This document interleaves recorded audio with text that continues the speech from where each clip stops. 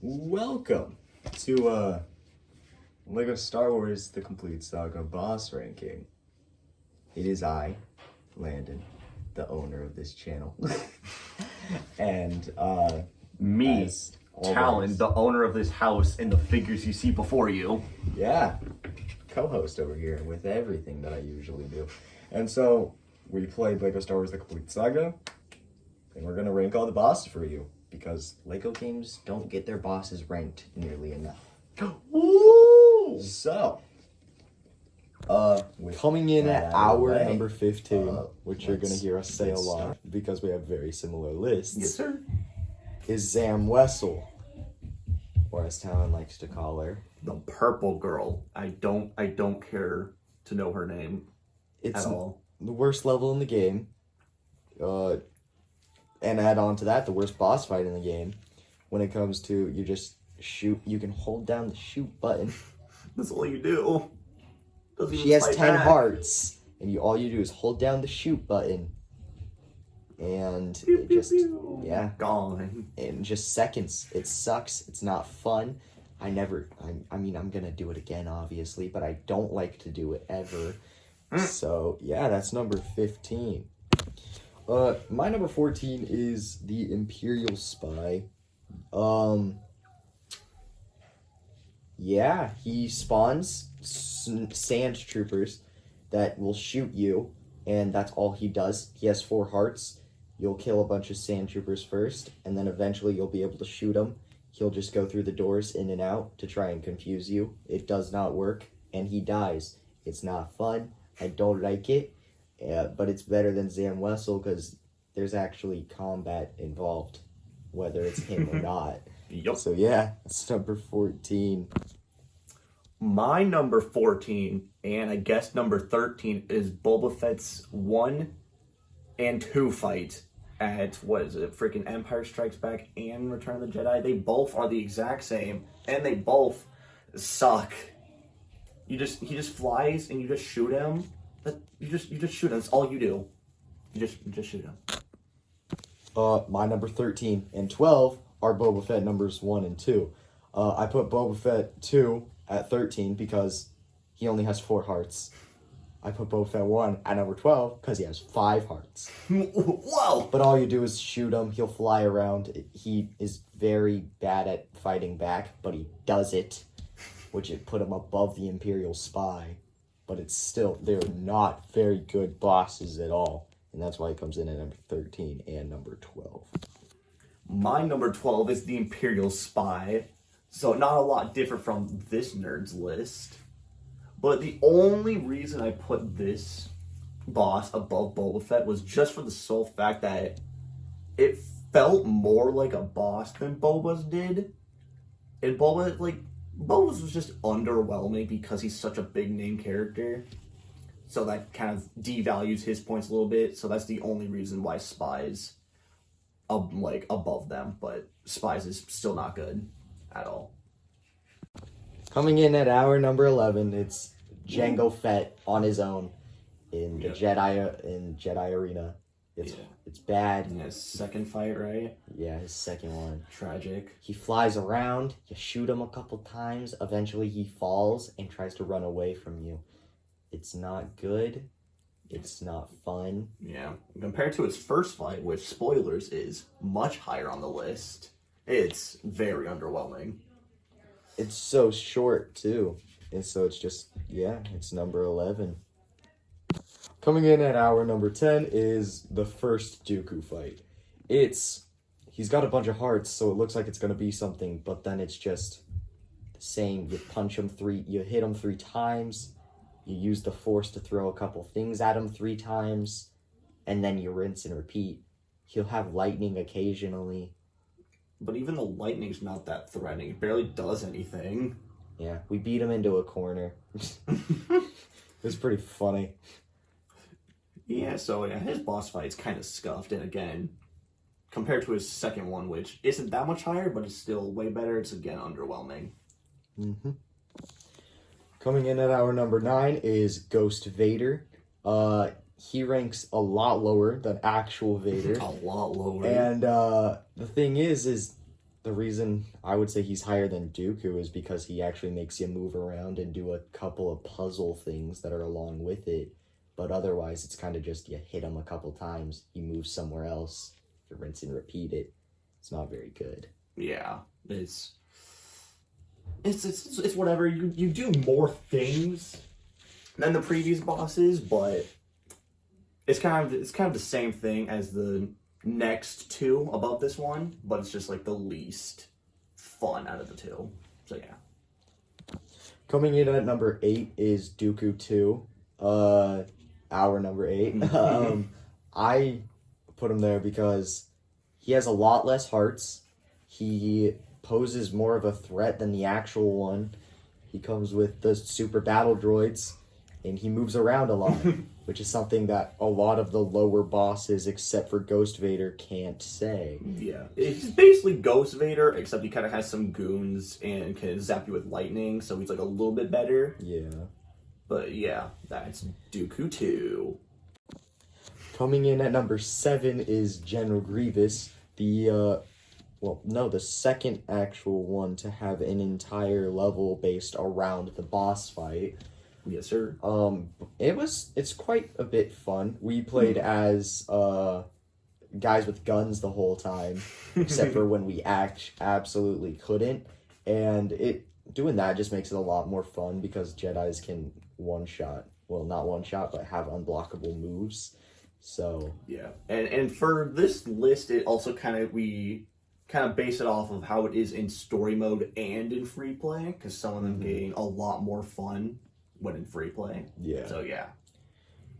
Yeah, so it was good, but it's just like you hit him a couple times, then you have to do a couple of little puzzles that are longer, which puts him over Ghost Vader, and then he has more health, which puts him over Dooku too. So yeah, he's at number 7. Coming in at number 6 is Rancor, which is probably the most creative boss in the game. Mm-hmm. A little slow, but definitely the most creative. Yeah, because it's a Rancor, and what you do is you have to get the Gamorrean guards, which is and for him to eat them, which is something that never happens again. Murder him. And then you'll shoot the bombs that are around him. That'll do it, and that'll take his health down. Then you'll get another Gamorrean guard, shoot the other bomb, and then the ending is nice because you actually close him in the gate like he dies in the actual movie, which is a nice touch. Yeah, so that's nice. But yeah, just a little slow, which is why it's a little lower, but still really creative. My number 5 spot is the 1v1 fight at the end of Revenge of the Sith between Obi-Wan and Anakin. Now, this boss fight is really... It's fun, especially if you're in co-op, which is also kind of taken into consideration. And, how you actually get to fight your other friend. And it's even also a lot more fun, if you, in free play, when you get to choose literally anyone to 1v1 each other. Me and Landon just chose Indiana Jones and what's-his-face? Captain Panaka. And just shot each other until we died. Gunfight of the century. But yeah, the only reason it's lower than my other 4 is just because, the boss fight itself isn't really a whole lot. It's really just kind of you two attacking, but also its creativity is what brings it to my top 5. Coming in at my number 5 is Darth Maul, and I think my issue with it is it kind of is a rinse and repeat, though it was the first one of what ends up being a lot of the lightsaber fights throughout the entire game. It starts off with you having to block some blaster bolts from droids and then throw stuff at him 3 times. Then you'll chase him around, and then you'll get to the big final room where you'll hit him a couple times, he'll get out of your reach to where you have to throw stuff at him, and then you do that until he dies. It still is a lot of fun, and it's one of the best levels in the game, but it's just what a lot of them are, and it kind of it's just the first one, but it's a lot good, very good for being the first one. My number 4 is Darth Maul. I personally like this one a lot. One major reason is because Duel of the Fates plays in the background, so that gives it like 20 bonus points. But yeah, basically everything like Landon said, it's really fun. It's kind of like Vader's fight, but a lot more toned down, where you're kind of like fighting and chasing him. But yeah, Darth Maul's fight is like really fun, like kind of just like, I don't know, it's just really fun. Coming in at my number 4 is the 1v1. Woo! It's pretty fun on solo, even if, it's still great. You're fighting Anakin.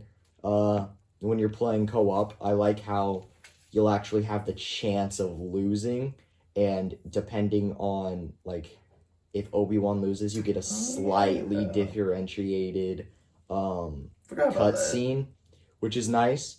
And then, of course, if you're doing free play, you can do whatever you want, and it's quite nice. Yeah, we did just donk droid versus a freaking, I don't even know, those little like PK droids. Yeah, that'd be hilarious. Yeah, it was fun. We enjoyed it a lot. We gun fought each other, which that was nice. But yeah, it comes in at number 4, barely above Maul. It helps out with its creativity as well. Coming in at our number 3 is Jango and Boba. Yes, sir. This is miles better than the original Jango fight. Mm-hmm. It does get docked, I would say, a little bit in story because someone is playing as an astromech part of the time. So yeah, and Obi-Wan, but in free play, it is so good in free play. You can either both play as Jedi, one gunman. But he has 10 hearts, which was nice, and it starts off with you having to hit him a couple times. He goes into the air, you have to block his blaster bolts towards him, and then he starts throwing mines at you, which is like one of the only times that it happens, I think. I think it's the only time that it happens. Yeah. And then once he's down to 1 heart, he'll be back on the ground running away from you because he doesn't want to die. Yeah. It's also really fun in co-op because Boba's there as a little young boy, one person can kind of focus on distracting Boba while another one targets Jango Fett. So that's also really fun in co-op. Coming in at number 2 is the final boss of the game, Emperor Palpatine. Woo! 18 hearts to fight this guy. It's extremely long, but the thing is it's also kind of easy. Yeah, it's still a really, really fun boss fight, but compared to number 1, which takes a little bit more skill, this one's a little bit easier, especially for being the final, or technically the final boss if you played it in chronological order. Yeah. But It's very good. There's some electricity stuff. The guards, the red guards, those guys suck. Oh yeah, they're actually kind of challenging, but also really annoying to kill. Yeah, but it's also nice that you get to play as Vader and Luke at the same That's time. definitely where most of the fun comes from, being Vader and Luke fighting Palpatine. So yeah, I'd say that's why it comes in at number 2.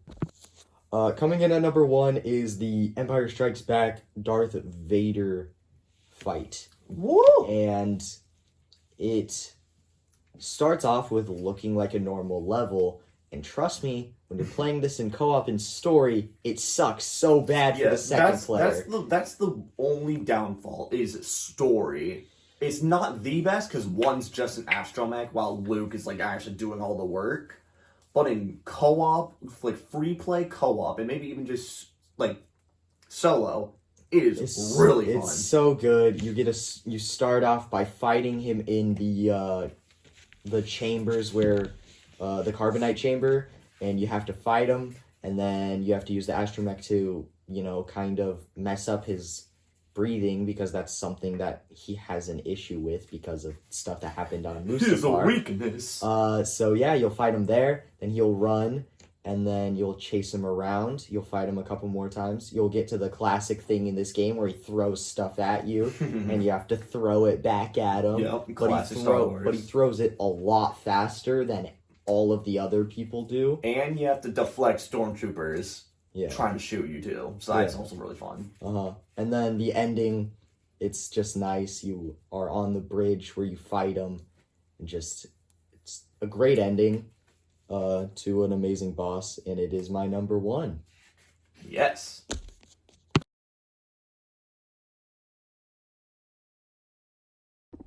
Well, that's the Lego Star Wars The Complete Saga boss ranking. Woo! If you did enjoy, don't forget to like and comment a game. We might do it.